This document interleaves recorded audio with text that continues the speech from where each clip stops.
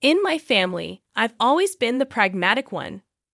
I concentrated on moving up the corporate ladder gradually while my older brother, Bart, was busy pursuing his goals of being a prosperous businessman. I eventually got a job at Crawford and Associates with a salary that made my old work seem like pocket change, so that strategy paid off. The sole drawback? I was dying of the commute.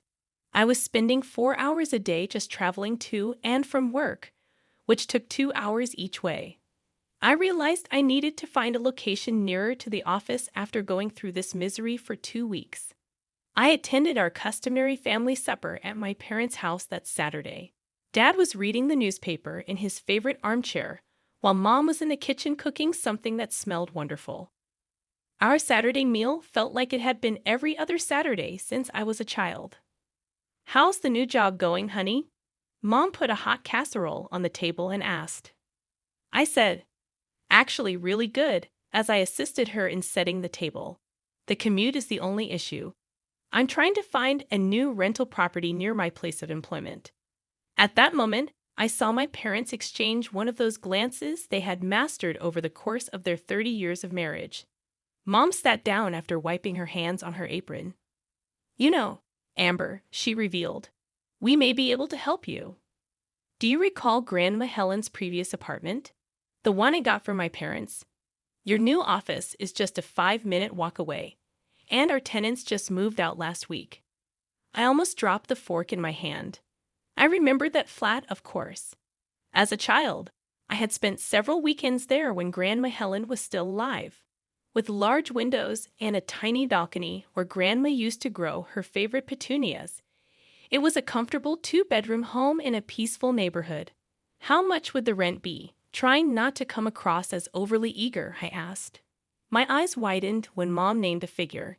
It was almost 1.5 times lower than the going rate in that region. "We give you a family discount, of course," she smiled and continued. Without even attempting to bargain, I said, "I'll take it right away." The pricing was outstanding, and the location was ideal. Dad remarked, "That's settled." Then, picking up his newspaper at last, "Did you learn about your brother's most recent accomplishment? For his courier business, he recently acquired 3 new corporate clients. He's succeeding greatly in the delivery industry." And just like that, the conversation shifted to their favorite topic, Bart's achievements. I sat there, pushing food around my plate, nodding at appropriate intervals as my parents gushed about how their son was becoming a successful entrepreneur. It was always like this. Bart was the golden child, the risk-taker, the one who dared to dream big. I was just Amber. Moving day was surprisingly quick. The real shock came when I walked into Grandma Helen's apartment with the first box in my hands. The place was, let's just say the previous tenants hadn't exactly treated it like their own. The walls were covered in dated wallpaper that was peeling at the corners. There were mysterious stains on the ceiling, and the only piece of furniture was an ancient sofa that looked like it had survived several wars. I called Mom that evening, sitting cross-legged on that old sofa, the only place to sit in the entire apartment. "Hey, Mom, would it be okay if I did some renovations?" She sounded distracted, probably watching one of her cooking shows. "Oh, sure, honey. Just don't make it too bright. You know how I feel about those trendy neon colors everyone's using these days." I had to laugh at that. "Mom, have you ever seen me wear anything brighter than navy blue? Trust me, I'm thinking more along the lines of earth tones and neutrals." That night, I dove deep into the internet, browsing through interior design websites and Pinterest boards.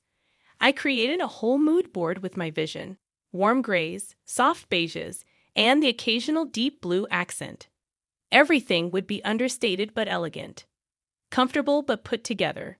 Just like me, I guess. The next few months became a blur of work and renovation. I'd come home from the office, change into old clothes, and get to work. First came the wallpaper removal.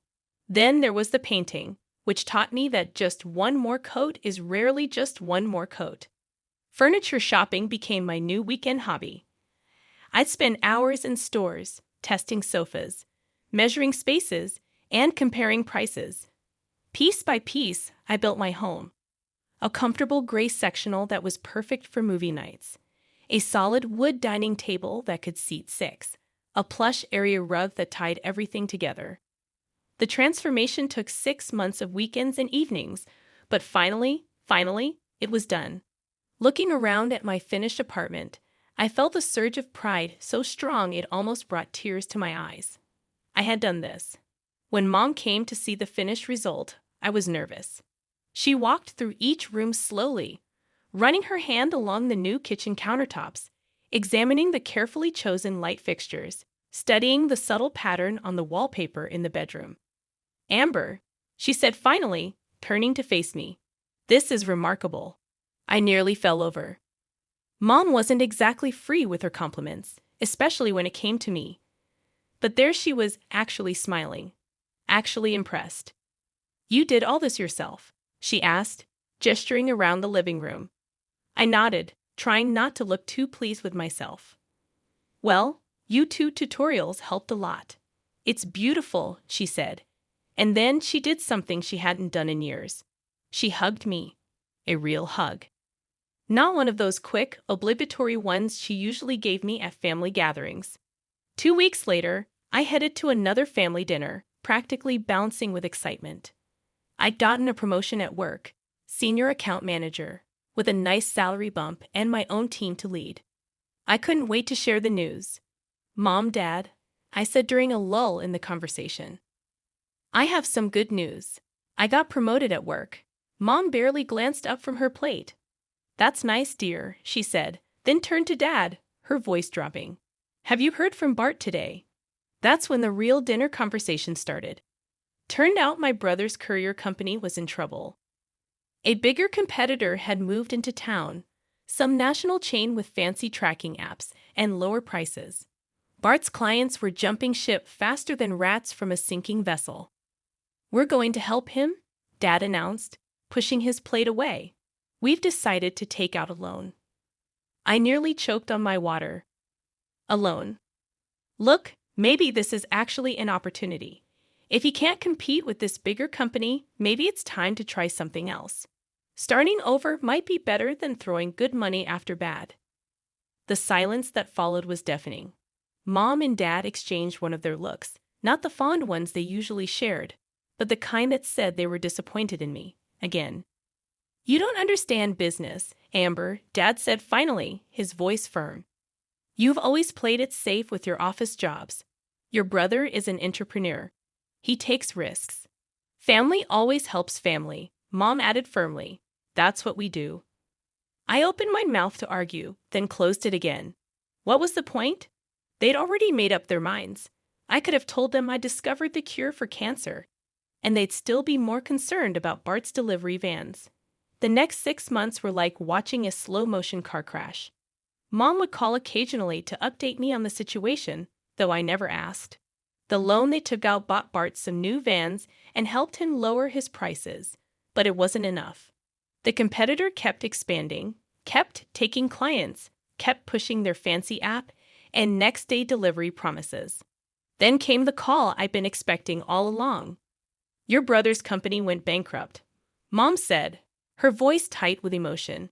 "He and Sarah have moved in with us. Temporarily. Just until they get back on their feet." I gripped my phone tighter, thinking about my quiet prediction at that dinner 6 months ago. "I'm sorry to hear that," I said, because what else could I say? "I told you so?" "They're sleeping in your old room," Mom continued. "Sarah's taking it pretty hard. You know how she is about appearances." Yeah, I knew how my sister-in-law was. Sarah had always looked down her nose at my simple office job, preferring to remind everyone at family gatherings that she was married to a CEO. I wondered how she was handling living with her in-laws now. That weekend, I drove to my parents' house, telling myself it was just another family dinner. But as soon as I walked through the door, the tension in the air was thick enough to cut with a knife. Bart was sprawled on the living room couch, scrolling through his phone. He barely looked up when I entered, offering only a grunt that might have been hey. Sarah was perched on the armchair like she was sitting on a throne, her designer handbag placed carefully at her feet. She gave me one of her trademark looks, the kind that suggested I was something she found stuck to her shoe. "Dinner's ready," Mom called, and we all gathered around the table. I should have known better than to hope for a quiet meal. Bart launched into what felt like a rehearsed speech about his business troubles before I'd even picked up my fork. "I had everything under control," he insisted, gesturing with his knife. "The business was growing. We were expanding. Then these corporate vultures moved in with their fancy technology and deep pockets. They probably spent millions on marketing," Sarah added, pushing her food around her plate. "How is a small business supposed to compete with that?" "Exactly."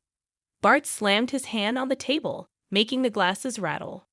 "They're just bullies with bigger budgets. And don't get me started on those idiots at the bank who wouldn't extend our credit line.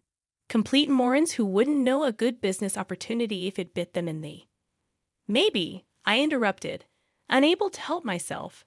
"This is just how business works. Competition is part of the game. You have to plan for these possibilities when you start a company." The silence that followed was absolute.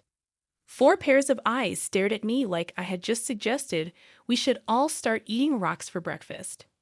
"Plan," Bart sneered. "Easy for you to say, from your cushy office job. What do you know about running a real business?" "I just think," I started, but Dad's warning look made me shut my mouth. I focused on my plate instead, pushing my peas into neat little rows.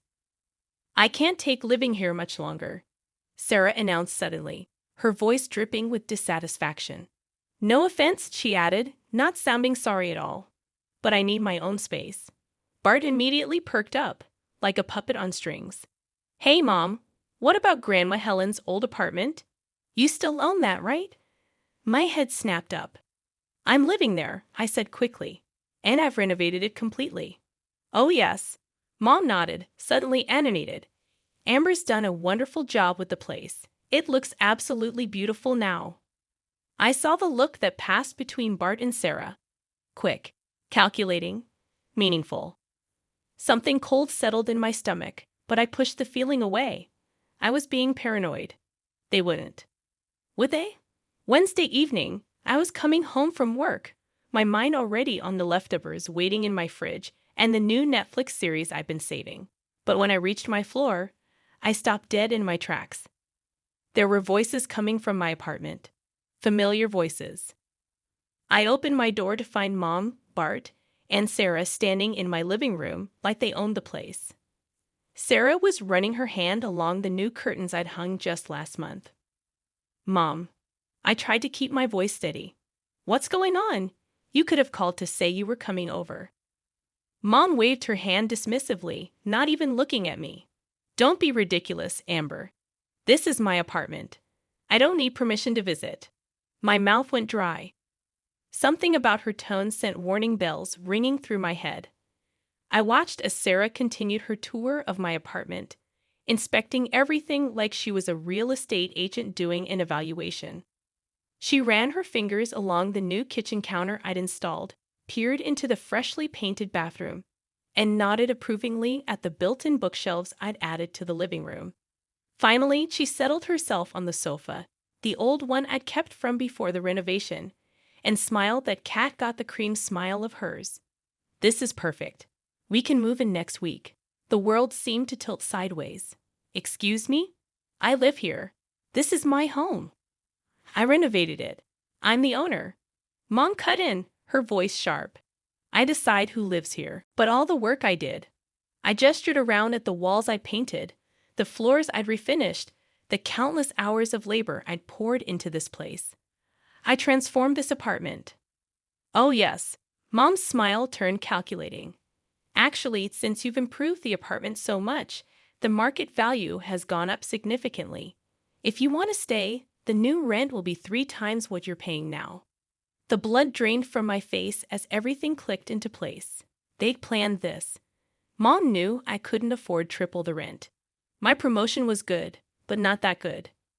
"You're trying to force me out," I said, my voice barely a whisper. Mom shrugged, not even bothering to deny it. "If you can't afford the new rent, you should probably start looking for another place. You have a week to move out." Without waiting for my response, they headed for the door. Sarah was already on her phone, presumably making moving plans. Bart hadn't said a word the entire time. He didn't need to. Mom paused in the doorway but didn't turn around.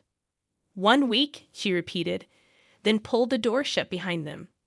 I stood in the middle of my living room, the living room I had painted, decorated, made into a home, and felt the walls closing in.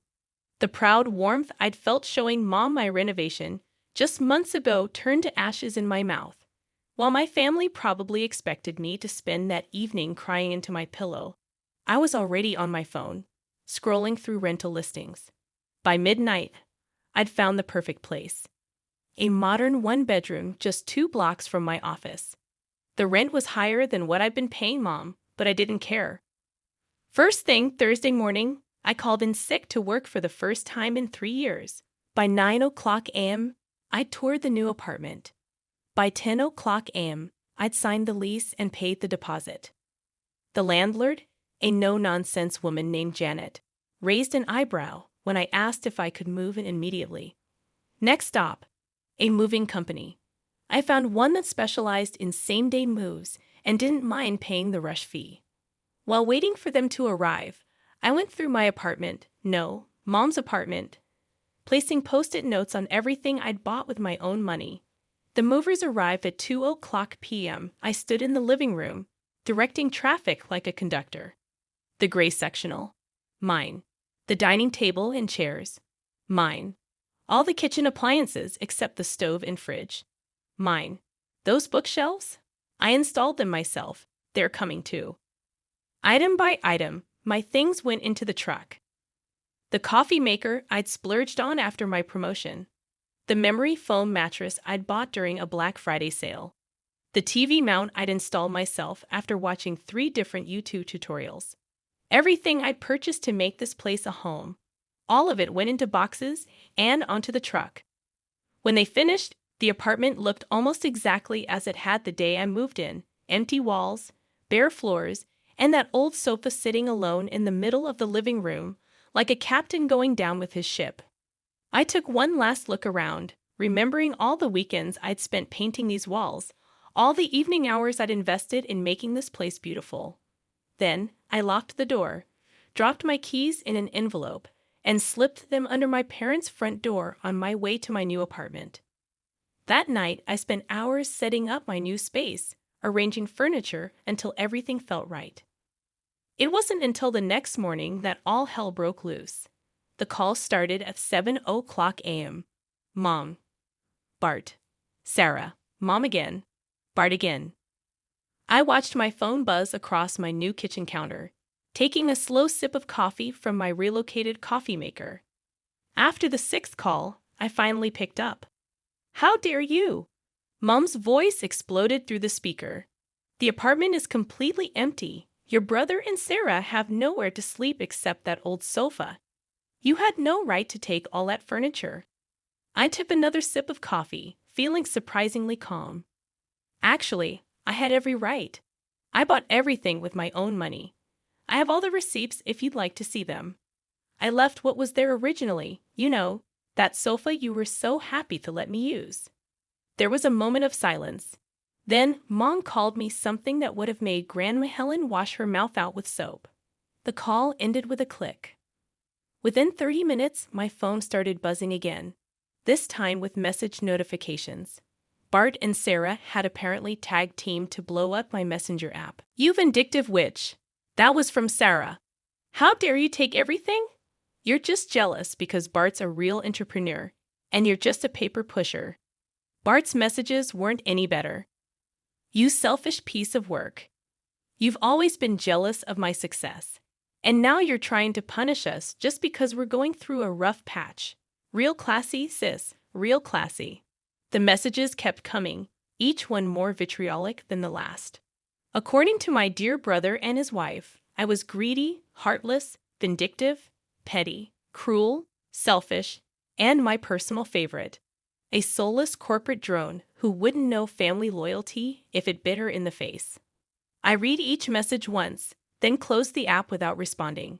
Instead of engaging with their drama, I threw myself into settling into my new place. I arranged my furniture, decorated the walls, and started building a new life. A month passed without any contact from my family. I'd love to say I didn't think about them, but that would be a lie. Every now and then, I'd catch myself wondering how they were doing, if they'd managed to furnish the apartment, if Mom still made her famous lasagna for Sunday dinners. But I pushed those thoughts away each time they surfaced. They'd made their choice. Then, exactly 1 month after the move, my phone lit up with Mom's number. I almost didn't answer, but some combination of curiosity and lingering hope made me pick up. The rent payment didn't come through, she said without preamble, her voice accusatory. I couldn't help it, I laughed. Of course it didn't. I don't live there anymore, remember? You kicked me out. That's not the point, Mom snapped. We're expecting you to continue the payments. My laugh died in my throat. Excuse me? We're having a very difficult time right now, Amber, she said. We're still paying off the loan we took out for Bart's business, and he can't afford to pay rent right now. The family needs your help. Let me get this straight, I said slowly, gripping my phone tighter. You kicked me out of the apartment so Bart and Sarah could move in, and now you want me to keep paying rent for an apartment I'm not living in, just so they can live there for free. Family helps family, Mom said, as if that explained everything. You know we're struggling with the loan payments, and Bart's still trying to get back on his feet. That phrase again. How many times had I heard it over the years? Always when they needed something from me, never when I needed support myself. Something inside me finally snapped. Really? Is that what family does? My voice was surprisingly steady now. Does family kick one child out onto the street to make room for another? Does family take someone's home away and then demand they keep paying for it? You're being dramatic. No, Mom, I'm being realistic. For the first time in my life, I'm seeing things exactly as they are. This attitude of yours, the family helps family thing, well, guess what? I'm family too, or at least I was supposed to be. There was a long silence on the other end of the line. When Mom spoke again, her voice was cold. I'm very disappointed in you, Amber. I actually laughed at that. Funny. I was just about to say the same thing to you. I ended the call and immediately blocked her number. Then, in quick succession, I blocked Dad's number, Bart's, and Sarah's. I opened every messaging app on my phone and blocked them there too. For good measure, I went through all my social media accounts and blocked them as well. It felt like cutting off a limb, but somehow I was finally able to breathe. Weeks passed, then months. Through the family grapevine, mainly my cousin Rachel, who'd always been decent to me, I heard bits and pieces about what was happening. Bart had apparently come up with another brilliant business idea. Something about artisanal pet food delivery, or maybe it was organic food subscription boxes? Rachel wasn't quite sure. My parents were making the rounds, asking various relatives for startup money. Most of them had enough sense to refuse. Only Uncle Derek, notorious for charging interest rates that would make a loan shark blush, offered to help. Even my parents weren't desperate enough to take him up on that offer. The last thing I heard was that they were considering taking out another loan to fund Bart's latest venture. Rachel told me this over coffee one Saturday, watching me carefully for my reaction. What do you think about that? She asked. I stirred my latte, considering the question. 6 months ago, I would have been worried sick. 3 months ago, I would have been angry. Now, not my circus, not my monkeys, I said.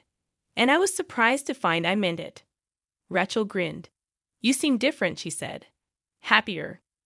I thought about my new apartment, decorated exactly how I wanted it. About my recent promotion at work, the one I'd celebrated with my team instead of my family. About the cooking classes I'd started taking on weekends, something I'd always wanted to do but never had time for when I was renovating the old apartment. I am, I replied. I really am.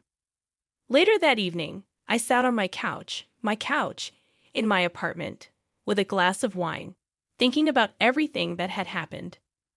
Mom's words echoed in my head one last time. Family helps family. They were right about one thing: family should help family. But somewhere along the way, they'd forgotten that help should go both ways. That love should be unconditional. That family means supporting each other's growth, not enabling each other's failures. I took another sip of wine and smiled. I had better things to do than try to fix people who didn't want to be fixed. Much better things indeed.